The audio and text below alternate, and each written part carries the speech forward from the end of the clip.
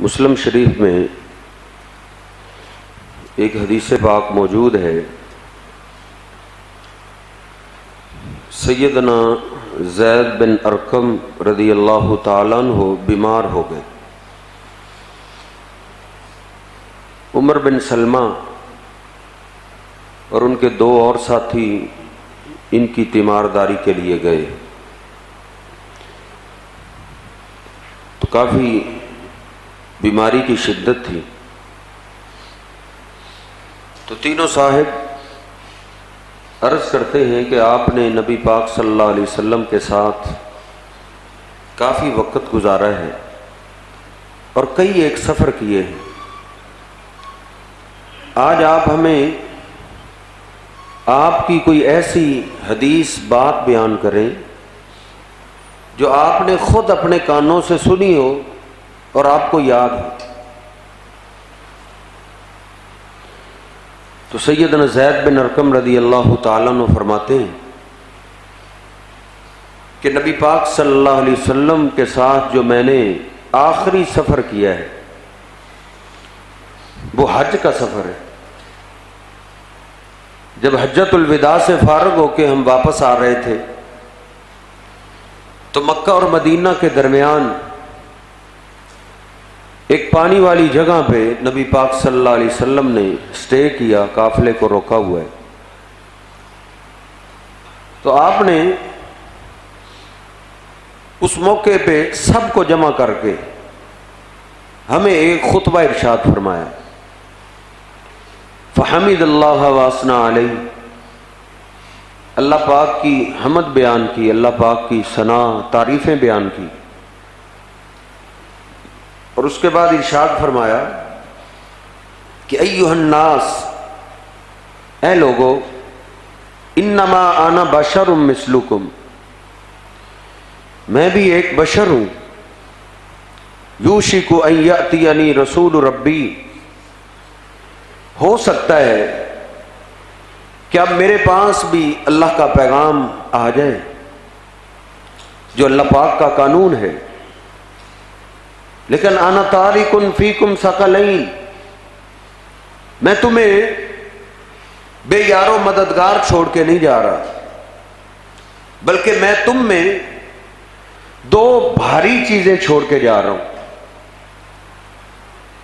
ان میں سے ایک کتاب اللہ کی وحی ہے، اللہ کی کتاب ہے، جو اللہ پاک نے مجھے دین دیا تھا میں سارے کا سارا دین تم میں پہنچا چکا ہوں، اور میں اسی کی تمہیں وصیت کرتا ہوں، میرے جانے کے بعد تم میرے دین کو تھامے رکھو گے تو گمراہ نہیں ہوگے۔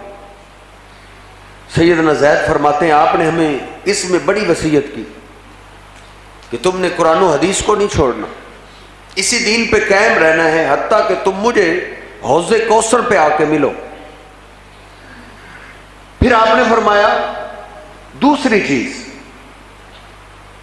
وَأَهْلُ بَيْتِي، میں جا رہا ہوں اور میرے پیچھے میرا گھرانہ، میرے اہل بیت، میرے گھر والے وہ تم میں زندہ رہیں گے۔ اذکرکم اللہ فی اہل بیتی، میں تمہیں اپنے گھر والوں کے بارے میں اللہ کا واسطہ دیتا ہوں کہ تم نے میرے جانے کے بعد میرے اہل بیت، میرے گھر والوں سے اچھا سلوک رکھنا ہے۔ اذکرکم اللہ فی اہل بیتی، آپ نے 3 بار بولا کہ میرے اہل بیت کا تم نے میرے بعد خیال رکھنا ہے۔ اہل بیت کا معاملہ اس لحاظ سے ایمان والوں کے لیے انتہائی اہم ہے۔ اہل بیت ایک عربی کا لفظ ہے، اس کا معنی ہوتا ہے گھر والے، یعنی جو بھی گھر کے افراد ہیں، فیملی کے لوگوں کو اہل بیت بولتے ہیں۔ سب سے پہلے ان میں ازواج مطہرات آتی ہیں، جس طرح اس 22ویں سپارے کے آغاز میں اللہ پاک نے ایک پورے رکوع کے اندر نبی پاک صلی اللہ علیہ وسلم کی بیویوں کو خطاب کیا کہ میرے محبوب پیغمبر کی بیویوں، لستن کاحد من النساء، تمہارا مقام عام عورتوں کی طرح نہیں ہے، تم میرے پیغمبر کے نکاح میں ہو، تمہاری بڑی شان ہے، تمہاری بڑی فضیلت ہے۔ یا نساء النبی من یأتی منکن بفاحشۃ مبینۃ یضاعف لہ العذاب ضعفین۔ اللہ کہتا ہے میرے پیغمبر کی بیویوں، اگر تم میں سے کسی نے جرم کیا تو اللہ تمہیں ڈبل سزا دے گا۔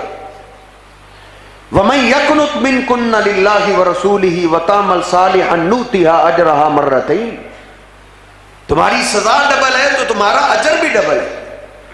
تم اگر نیکیاں کرو گے تو عام عورتوں کی بنسبت اللہ تمہیں ڈبل اجر عطا کرے گا۔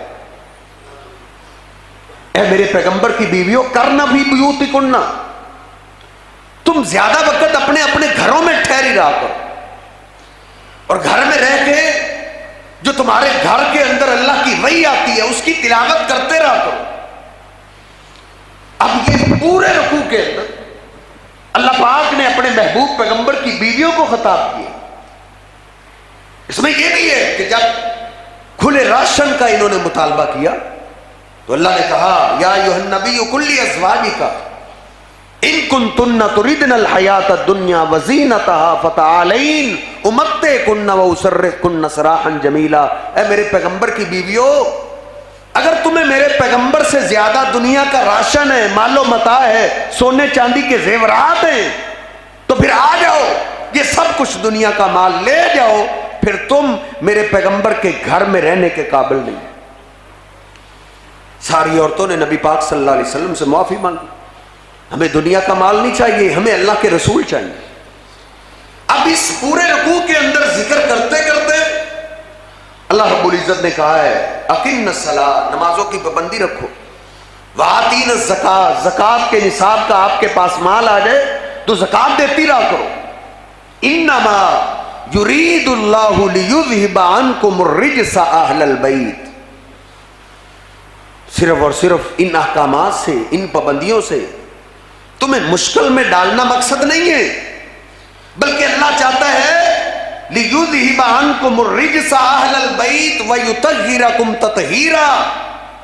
اے میرے پیغمبر کے اہل بیت، اللہ تمہیں پاک کرنا چاہتا ہے، اللہ تمہیں معاشرے میں سے پاکیزہ عورتیں بنانا چاہتا ہے۔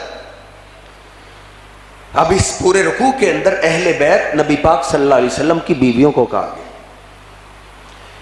نبی پاک صلی اللہ علیہ وسلم سیدہ ام سلمہ فرماتی آپ گھر میں تشریف فرمائے، حسن رضی اللہ تعالی تشریف لائے، نبی پاک صلی اللہ علیہ وسلم نے ان کو اپنی گود میں بٹھا لیا، پیچھے حسین آ گئے، آپ نے ان کو بھی اپنی گود میں بٹھا لیا، پھر علی و فاطمہ آئے رضوان اللہ علیہ مجمعین، اللہ ان پہ سلامتی نازل کرے۔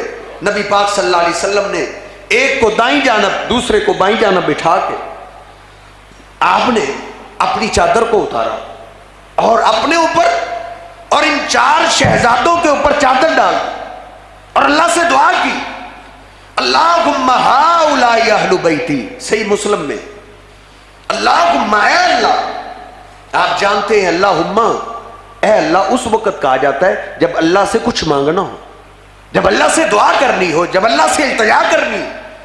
آپ نے فرمایا اللہم ہؤلاء اہل بیتی، اے میرے اللہ میرے ان چاروں شہزادوں کو بھی میرے اہل بیت میں شامل کر، ان چاروں کو بھی میرے اہل بیت میں شامل کر۔ نبی پاک صلی اللہ علیہ وسلم نے 3 دفعہ اللہ سے دعا کی، کیونکہ قرآن پاک نے ان کو اہل بیت میں شامل نہیں کیا تھا۔ نبی پاک صلی اللہ علیہ وسلم نے اللہ سے دعا کر کے ان چاروں کو اپنے اہل بیت میں شامل کیا۔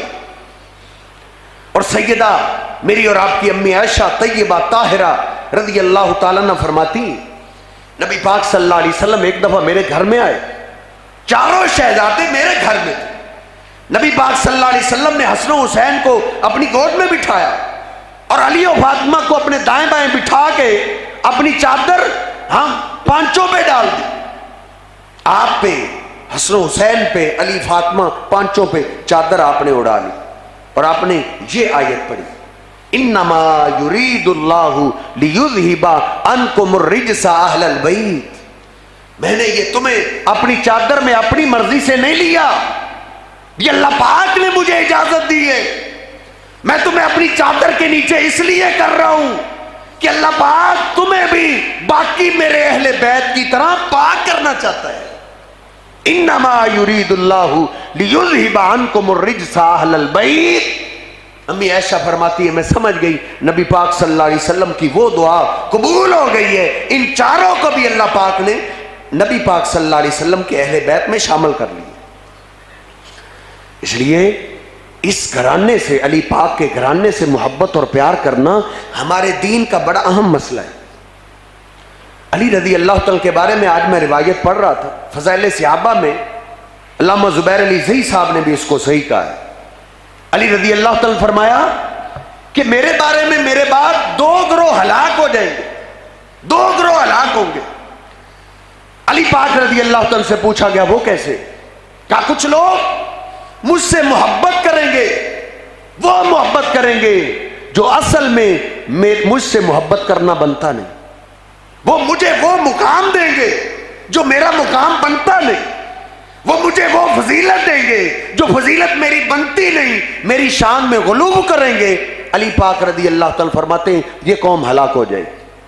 اور دوسری قوم وہ جو مجھ سے دشمنی رکھے گی، میری عداوت اپنے دل میں رکھے گی، میرا تذکرہ ان کو اچھا نہیں لگے گا، میرے بچوں کی عداوت اور دشمنی جس کے دل میں آئے گی وہ قوم بھی برباد ہو جائے.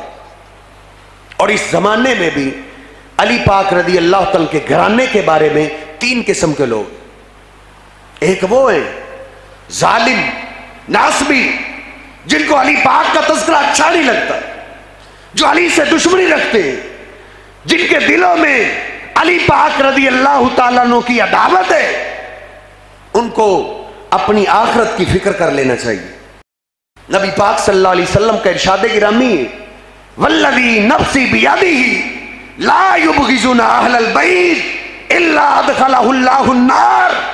آپ نے قسم اٹھا کے کہا مجھے اس ذات کی قسم ہے جس کے ہاتھ میں میری جان ہے، جو بھی میرے اہل بیت سے عداوت اور دشمنی رکھے گا اللہ پاک اس کو آگ میں پھینکے. اس لیے اہل بیت کا تذکرہ ایماندار آدمی شوق سے سنتے، شوق سے تذکرہ کرتے. لیکن یہ کچھ ناسبی لوگ ہیں جن کے ہاں یہ کو عنوان ہی نہیں سمجھا جاتا، جو اہل بیت کے دشمن ہیں، جو علی پاک رضی اللہ عنہ کی گستاخی کرتے. ابو رجا رحمہ اللہ تعالی بہت بڑے تابعی گزرے، صحابہ کے شاگرد ہیں. وہ کہا کرتے تھے لا تسبوا علیا ولا علی اہل بیتہ. لوگوں علی پاک رضی اللہ تعالیٰ عنہ اور ان کے گھرانے کو برا بھلا نہ کہا کرو، کیونکہ میں نے اپنی آنکھوں سے دیکھا ہے. ایک ہمارا ہمسایہ تھا، ہماری مجلس سے نکلا، علی پاک رضی اللہ تعالیٰ کے بیٹے حسین کی گستاخی کرتے ہوئے، حسین کے بارے میں بات کرتے ہوئے ہماری مجلس سے اٹھا. ہم نے اس سے نفرت کی. ہم نے کیا دیکھا؟ وہ اپنے گھر میں پہنچنے سے پہلے ہی نبینا ہو گیا. اللہ پاک نے 2 ستارے آسمان سے اتارے جن کی وجہ سے اس ظالم کی آنکھوں کا نور ختم ہو گیا. اور ایک اور آج میں محدث کا قصہ پڑھ رہا تھا کہ ایک ظالم نے حسین پاک رضی اللہ تعالیٰ عنہ کی قبر پاک کی گستاخی کی، نازیبہ حرکت کی قبر پاک پہ. فرماتے ہیں ہم نے اس کو اپنی آنکھوں سے دیکھا ہے. وہ کوڑی کا مریض ہو گیا تھا اور وہ پاگل ہو گیا تھا، گلیوں میں دیوانوں کی طرح دوڑتا تھا اور اس کو کوئی کھلانے اور پلانے اور سنبھالنے والا نہیں رہا تھا. اس لیے اس گھرانے کی عداوت سے اپنے دلوں کو پاک کیجیے. صحیح البخاری میں جب حسین پاک رضی اللہ تعالیٰ کا سر پاک کوفے میں عبید اللہ بن زیاد ظالم کے سامنے رکھا گیا تو وہ ظالم اپنی لاٹھی اٹھا کے سیدنا حسین رضی اللہ تعالیٰ کے چہرے پاک پہ مار رہا تھا. بار بار لاٹھی مار رہے. سیدنا انس رضی اللہ تعالیٰ اس مجلس میں تھے، کھڑے ہو گئے، کہتے ہیں ظالم اپنی لاٹھی کو سائڈ پہ کر لو، میں نے اپنے محبوب پیغمبر کو دیکھا ہے، جدھر تم لاٹھیاں مار رہے ہو ادھر میرے محبوب پیغمبر بوسے لیا کرتے تھے. ظالم تم نہیں جانتے حسین کا چہرہ، حسین کے چہرے کی شکل و صورت ہمارے محبوب پیغمبر سے ملتی ہے. ہمیں جب بھی اپنے پیغمبر کی یاد آتی ہے تو ہم حسین کو چہرے کو دیکھ کر اپنی پیاس کو بجھا لیا کرتے. اور ترمذی کے اندر وضاحت موجود ہے. پھر وہ وقت آیا عبید اللہ بن زیاد کے سر کو کاٹا گیا. ایک غازی اٹھا، اس نے اس کے سر کو کاٹ دیا، کاٹا گیا، اور کوفے کے گورنر ہاؤس میں اس کا سر پڑا ہوا ہے. اچانک لوگ جمع، اچانک کسی نے کہا قد جات، آ گیا. لوگوں نے دیکھا کہ بہت بڑا سانپ آیا ہے. لوگ سانپ کو دیکھ کر بھاگ نکلے، اور لوگ کہتے ہیں ترمذی شریف میں صحیح سند کے ساتھ ہے کہ ہم نے اس سانپ کو دیکھا، وہ اس عبید اللہ بن زیاد ظالم کو وہاں ڈستا تھا جہاں اس ظالم نے لاٹھیاں ماری تھی. حسین پاک کے چہرے پہ جہاں اس نے لاٹھیاں ماری تھی وہ سانپ وہیں ڈس رہا تھا. کہتے ہیں وہ ڈستے ڈستے چلا گیا. پھر لوگ جمع ہو گئے، وہ سانپ پھر آ گیا، پھر ڈسنے لگا، لوگ پھر بھاگ نکلے. تیسری دفعہ پھر آ گیا. کہتے ہیں 3 دفعہ ایسا ہوا. سانپ بار بار آ رہا ہے اور اس عبید اللہ بن زیاد کے ناک اور چہرے پہ ڈس رہے جہاں اس ظالم نے حسین پاک رضی اللہ تعالیٰ کو لاٹھیاں ماری تھی. اللہ پاک نے عبرتناک سزا دی ہے دنیا کے اندر. اور ایک محدث کی اور میں بات پڑھ رہا تھا، وہ کہتے ہیں کہ ایک مریض کی میں نے تیمارداری کی. وہ عجیب مریض تھا، پانی پیتا اور اس کا پیٹ پھول جاتا. پھر کیا کرتا؟ اپنے حلق میں انگلی ڈال کے کیا کرتا اور اس کا پانی سارا باہر آ جاتا. پھر تڑپتا، پیاس لگی ہے مجھے پانی پلاؤ. لوگ پانی پلاتے، پیتے پیتے اس کا پیٹ پھول جاتا، پانی پینے کی جگہ باقی نہ رہتی. پھر وہ کیا کرتا؟ بار بار اس کا یہی معاملہ. میں نے اس سے پوچھا تو نے کوئی خاص جرم کیا ہے جس کی وجہ سے اللہ تجھے اتنی سنگین بیماری، ایسی بیماری تو دیکھی نہیں گئی کہ پیاس لگتی ہے اور پانی سے پیاس بجھ جاتی ہے، تم پانی پیتے بھی ہو اور تمہاری پیاس نہیں ختم ہو. کہتے ہیں حسین رضی اللہ عنہ کو شہید کرنے والوں میں بدبخت بھی تھا. میں نے حسین پہ حملہ نہیں کیا تھا، میں نے حسین پہ تلوار نہیں چلائی تھی، میں نے حسین پہ نیزوں سے حملہ نہیں کیا تھا. بس جب حسین پانی مانگ رہا تھا تو میری زبان سے نکل گیا لا تذوق قطرة من الماء حتى تموت عطشا. تجھے حسین پیاس سے ہی موت آئے گی، تجھے پانی کا ایک قطرہ بھی نہیں ملے گا. کہتے ہیں اس وقت میں نے سن لیا حسین نے کہا اللہم اقتلہ عطشا، اللہ اس کو تو نے پیاسا مارنا ہے، اس کو پیاسا مار دے. کہتے ہیں اس دن سے لے کر آج تک میں تڑپ رہا ہوں، پانی پیتا ہوں پیاس بجھانے کے لیے، لیکن پانی پی کے پیٹ تو پھول جاتا ہے لیکن میری پیاس ختم نہیں ہوتی. اس لیے یہ کچھ بدبخت ہیں جو سیدنا علی پاک رضی اللہ عنہ کے گھرانے سے عداوت اور دشمنی رکھتے. اللہ پاک ہمیں ان سے محفوظ فرمائے. بدبخت کہتے ہیں کہ آج مولویوں نے پورا اپنا خطبہ اسی موضوع پہ رکھ دیا ہے. یہ کہاں سے سنت سے ثابت ہے کہ علی کے گھرانے پہ خطبہ دیا جائے، حسن حسین کی شان کی فضیلت میں پورا خطبہ ہی گزار دیا جائے؟ میں ان ظالموں کو ایک واقعہ کی طرف اشارہ کرنا چاہتا ہوں. نبی پاک صلی اللہ علیہ وسلم عام خطبہ نہیں، جمعے کے خطبے کے لیے منبر پہ تشریف فرمائے. سیدنا حسن حسین 2 عالی شان جبے پہنے ہوئے مسجد میں داخل ہو رہے، مسجد میں انٹر ہو رہے. سیدنا حسین کے پاؤں کو ٹھوکر لگی. نبی پاک صلی اللہ علیہ وسلم دیکھ رہے، سیدنا حسین زمین پہ گر پڑے. نبی پاک صلی اللہ علیہ وسلم نے اپنے جمعے کے خطبے کو ادھر ہی چھوڑ دیا، منبر سے نیچے اتر آئے اور آپ گئے. سیدنا حسن کو بھی اٹھا لیا، سیدنا حسین کو بھی اٹھا لیا اور اپنے سینے سے لگا لیا. نبی پاک صلی اللہ علیہ وسلم جس عنوان کو بیان کر رہے تھے آپ نے اپنے عنوان کو ادھر ہی چھوڑ دیا. اب خطبہ شروع ہوئے ہے حسن و حسین کی فضیلت میں. نبی پاک صلی اللہ علیہ وسلم منبر پہ تشریف لائے. آپ نے فرمایا صدق اللہ، اللہ پاک نے بالکل سچ کہا ہے. انما اموالکم و اولادکم فتنہ، کہ ایمان والو تمہارے لیے اللہ پاک نے مال اور تمہاری اولاد کو ازمائش بنایا ہے۔ یہ حسن و حسین آج میری ازمائش بن گئے تھے، آ رہے تھے، حسین کو ٹھوکر لگی ہے، گر پڑے، مجھ سے برداشت نہیں ہوا، میں حسن و حسین کو اٹھا کے لے آیا ہوں۔ پھر نبی پاک صلی اللہ علیہ وسلم نے حسن کی طرف دیکھا، آپ نے فرمایا ان ابنی ھذا سید، اے میرے ساتھیو اس میرے بیٹے حسن کو دیکھ لو، یہ میرا بیٹا میرا سردار ہے۔ ان ابنی ھذا سید، میرا یہ بیٹا سردار ہے۔ لعل اللہ یصلح بین فئتین عظیمتین، ایک وقت ایسا آئے گا اس سردار کے ذریعے اللہ پاک مسلمانوں کی دو بڑی جماعتوں کے درمیان صلح کروا دے۔ نبی پاک صلی اللہ علیہ وسلم نے خطبہ جمعہ کے اندر یہ سیدنا حسن و حسین کی فضیلت بیان کی۔ اس لیے ان سے عداوت اور دشمنی رکھنا وہ اپنے آپ کو جہنمی بنانے کے برابر ہے۔ علی پاک رضی اللہ تعالیٰ کو جو بھی شان ملی ہے وہ نبی پاک صلی اللہ علیہ وسلم کی غلامی کی وجہ سے ملی ہے، جو بھی شان ملی ہے وہ نبی پاک صلی اللہ علیہ وسلم کا رشتہ دینے کی وجہ سے ملی ہے۔ علی پاک رضی اللہ تعالیٰ نبی پاک صلی اللہ علیہ وسلم کے غلام ہیں، کہ جتنی شان ان کی آئی ہے وہ شان بیان کی جائے۔ جیسے محبت کرنے کا نبی پاک صلی اللہ علیہ وسلم نے ڈھنگ بتایا ہے ویسے ان سے محبت اور پیار کی جائے۔ ہم اہل سنت والجماعت، اہل الحدیث، اہل سنہ، وہابی اور سنی، ان کا مذہب یہ ہے کہ حسن و حسین، علی و فاطمہ سے محبت کرنا دین ہے، یہ ہمارے دین کا حصہ ہے، اور دین کے معاملے میں اپنی مرضی نہیں کرتے۔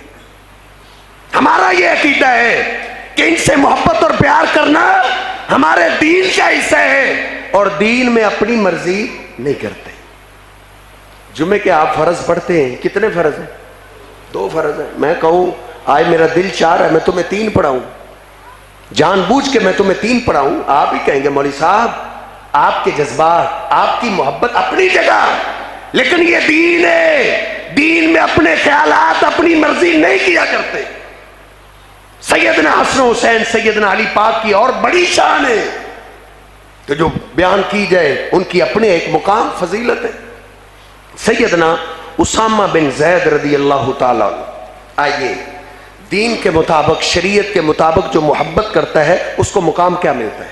اسامہ کہتے ہیں رات کی تاریکی میں میں نبی پاک صلی اللہ علیہ وسلم کی ملاقات کے لیے آیا، میں نے دروازے کو دستک دی، وقت کی تلوار بھی لٹک رہی ہے، میں نے اجازت مانگی، نبی پاک صلی اللہ علیہ وسلم باہر تشریف لائے، میں نے جو پوچھنا تھا وہ پوچھ لیا۔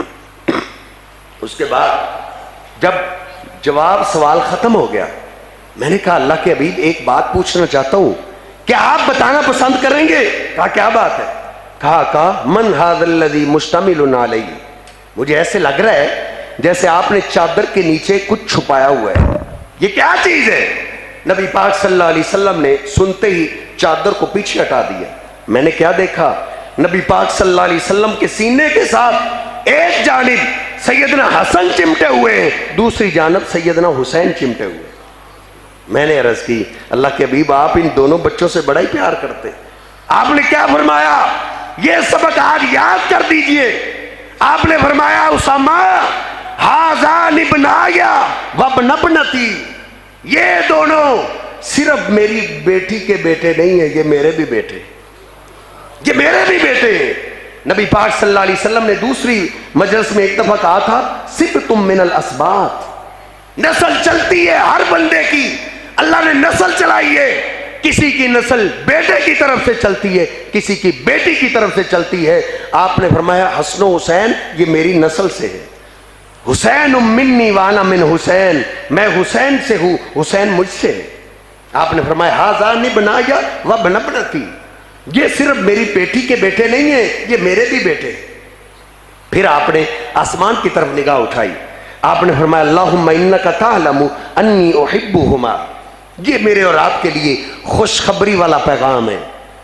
حسین پاک کا تذکرہ سننے والوں، علی کے گھرانے کا ذکر شوق ذوق سے سننے والوں، تمہیں مبارک ہو، آپ نے فرمایا اللہم انکا تعلم انی احبہما، اے اللہ تو جانتا ہے میرے دل کی کیفیت، تو جانتا ہے اس دل میں حسن و حسین کا بڑا پیار ہے، بڑی محبت ہے، میں ان سے بڑا پیار کرتا ہوں۔